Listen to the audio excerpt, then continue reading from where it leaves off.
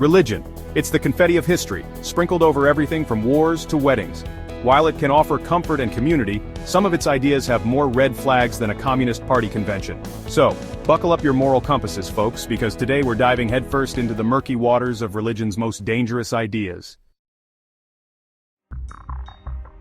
Let's start with a real crowd pleaser, shall we? Eternal damnation. The concept of hell has been a cornerstone of many religious teachings for centuries. It's a place of unimaginable torment and suffering, designed to instill fear and obedience. The idea that if you don't follow specific rules, you're doomed to infinite suffering.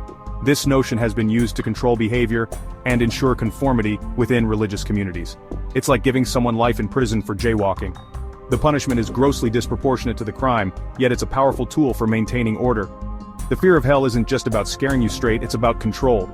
Religious leaders have long used the threat of eternal damnation to keep their followers in line. It enforces compliance, stifles dissent, and keeps those collection plates full. The fear of hell can be a lucrative business, ensuring a steady flow of donations and support. This fear has real-world consequences, leading to psychological distress and unnecessary guilt trips. People may suffer from anxiety, depression, and a constant sense of unworthiness. So the next time someone tries to sell you on eternal damnation, remember, it's not just a spiritual warning, it's not about saving your soul, it's about controlling it. Break free from the chains of fear, and live your life on your own terms. Faith is important to many, providing comfort and guidance. It offers a sense of community and belonging, a way to make sense of the world, and a source of strength in difficult times.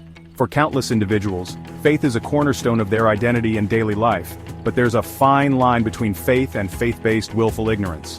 When belief becomes rigid and unquestioning, it can lead to a dangerous dismissal of facts and evidence. This is where the trouble begins. This blind faith leads people to reject science, deny climate change, and think essential oils can cure a global pandemic. Such beliefs can have real-world consequences, affecting public health, policy decisions, and the environment. Blind faith makes you vulnerable to exploitation by charlatans and cult leaders. These individuals prey on the unquestioning, using their influence to manipulate and control. The consequences can be devastating, both personally and societally. It erodes critical thinking and suppresses dissent.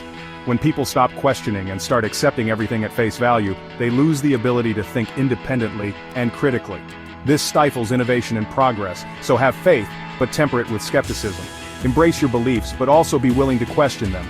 Balance your faith with reason and evidence. This approach allows for a more nuanced and informed perspective. In a world awash in misinformation, critical thinking isn't just a virtue, it's a survival skill. The ability to discern fact from fiction, to analyze and evaluate information critically, is essential in navigating today's complex world.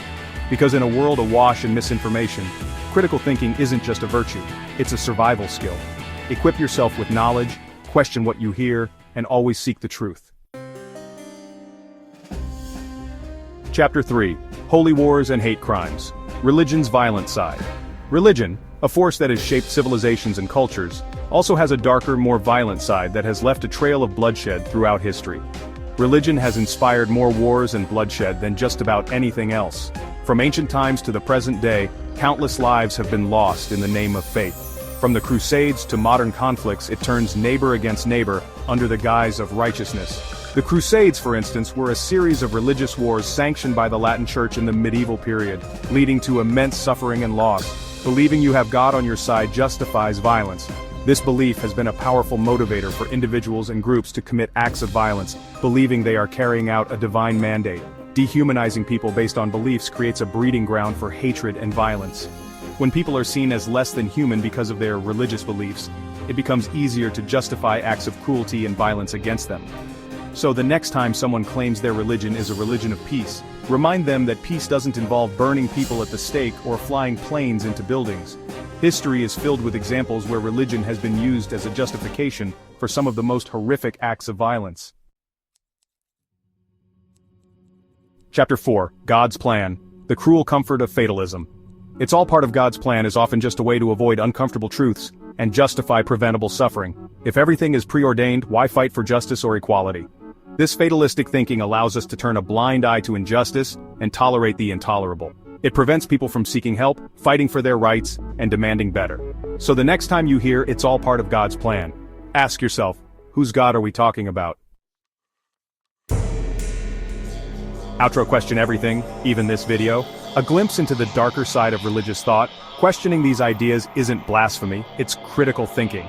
If you want more discussions like this, don't forget to like, subscribe, and hit the bell for future videos. We've got a whole lot more uncomfortable truths to unpack.